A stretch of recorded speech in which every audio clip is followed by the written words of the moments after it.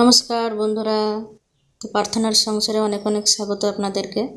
তো আজকে আমি নিয়ে এসেছি চিংড়ি মাছ, পুরো সর্ষে বাদাম দিয়ে চিংড়ি মাছটা করেছি। তো দেখতেই পাচ্ছেন কালারটা কত সুন্দর, একটা জিভে জল আসার মতো।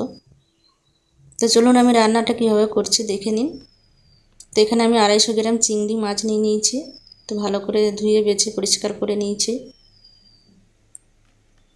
তো এখন আমি মাছটা নুন হলুদ মেখে নেব।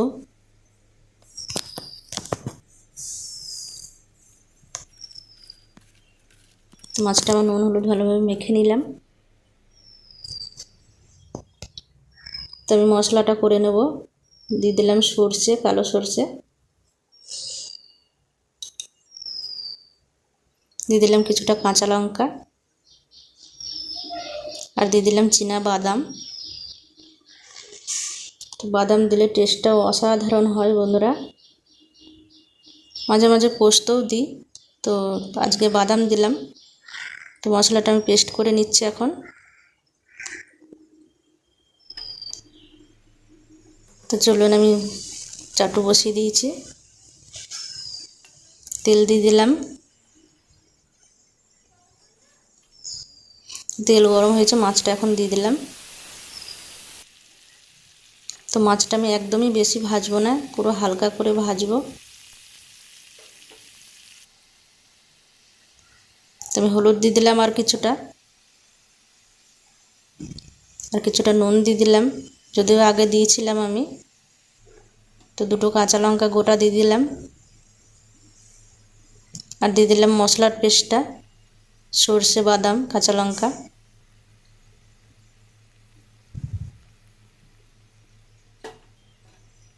এটাকে ভালোভাবে মিশিয়ে নেব আমি মশলাটা।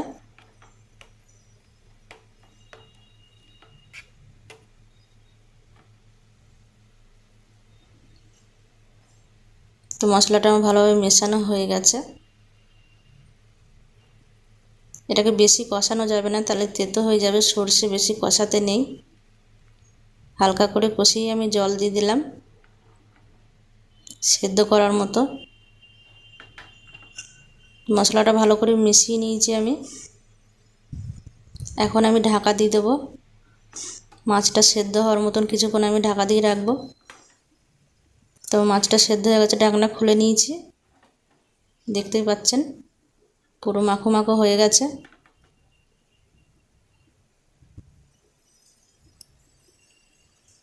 পুরো সহজ একটা রান্না, কিন্তু খেতে অসাধারণ লাগে, প্রচুর টেস্টি লাগে। তো এখানে আমি দিয়ে দিলাম কাঁচা সর্ষের তেল। এই তেলটাই টেস্টটা বাড়ায়। সর্ষের তেলটা পুরো একদম ফোটানো যাবে না, একদম নামাবার সময়ই দিতে হবে। যে কোনো সর্ষের রান্নাতে এভাবেই আমি দিই, তো আপনারাও এভাবে দিয়ে দেখবেন, টেস্টটা আরও সুন্দর হয়। তো আমি গ্যাস বন্ধ করে দিয়েছি, আমার রান্নাটা রেডি। তো ঢেলে নিচ্ছি, দেখতেই পাচ্ছেন জলের কালারটা কত সুন্দর হয়েছে একদম।